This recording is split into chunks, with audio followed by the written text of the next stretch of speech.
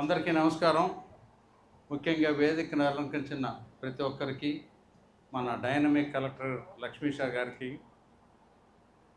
పేరు పేరున, ఈ కార్యక్రమానికి వచ్చిన ప్రతి ఒక్కరికి కూడా నా హృదయపూర్వక నమస్కారాలు. ముఖ్యంగా ఈరోజు ప్రపంచ తల్లి పాల వారోత్సవాలు మొదలైన రోజు. అది కూడా ఒక కోయిన్సిడెన్స్, చాలా సంతోషం. అయితే ప్రెగ్నెన్సీ అనేది డిసీజ్ కాదు. ప్రెగ్నెన్సీ అనేది రీప్రొడక్టివిటీ. అంటే మానవులకి అది ప్రెగ్నెన్సీ వచ్చిన వాళ్ళు ప్రతి ఒక్కళ్ళు, గర్భిణీ స్త్రీలు హాస్పిటల్కి వెళ్ళవలసిన అవసరం లేదు అనేది నా నమ్మకం.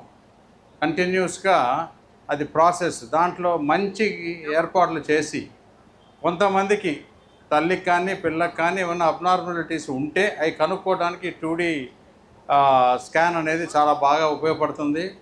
అయితే స్వతంత్ర భారతదేశంలో మనకి 80 సంవత్సరాలు వచ్చినప్పటికి కూడా ఇది చాలా చిన్న టెస్టు, చాలా అవసరం. విద్య వైద్యం రెండు కూడా డెఫినెట్గా ప్రభుత్వాలు చేయాలి, చేస్తానికి దిశగా వెళ్తున్నాయి. కానీ దురదృష్టవశాత్తు మన ప్రభుత్వంలో ఉన్న ఆర్థిక పరిస్థితుల మూలాన దీంట్లో పూర్తిగా అందుకోలేకపోతుంది. దాంట్లో సుజనా ఫౌండేషన్ వాళ్ళు స్పెషల్గా, నేను సుధా ఉపాధ్యాయులు గారికి కూడా నేను ధన్యవాదాలు చెప్తాను. ఈ కార్యక్రమాన్ని మొదలుపెట్టి గత 8 నెలలు అయినప్పటికీ కూడా 8-9 నెలలు చేస్తూ ఉన్నారు. మన కాన్స్టిట్యున్సీలో పశ్చిమ నియోజకవర్గంలో 550 మంది గర్భిణీ స్త్రీలు ఉన్నారని గుర్తించడం జరిగింది.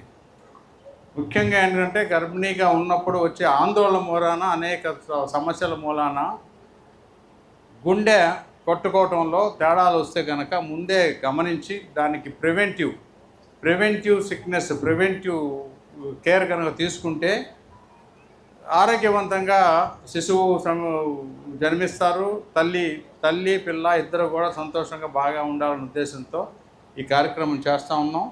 ఈ కార్యక్రమాన్ని ఎందుకంటే నేను మొదల నుంచి చెప్తా ఉన్నాను, ఎన్నికల రోజు వరకు ప్రత్యర్థి తన మన అంతవరకు 2 పార్టీలు ఉంటాయి.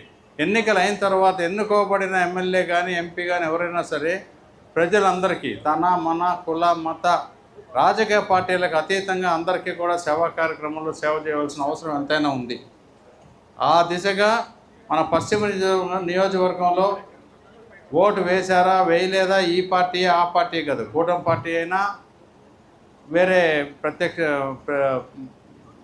ప్రత్యక్ష పార్టీ అయినా ఎవరైనా సరే ప్రతి ఒక్కళ్ళు, పెద్దవాళ్ళు చిన్నవాళ్ళు, డబ్బు ఉన్నవారు డబ్బు లేనివారు అనే తేడా ఏమీ లేకుండా అందరూ కూడా ఈ సదుపాయాలను ఉపయోగించుకొని మీరు ఆరోగ్యవంతంగా ఉంటే ప్రొడక్టివిటీ పెరుగుద్ది. ఆరోగ్యవంతంగా కనుక తల్లి బిడ్డ ఉంటే సంతోషం పెరుగుద్ది. సంతోషం పెరిగితే దేశ అభివృద్ధిలోకి వాళ్ళు కూడా పాల్గొంటారు.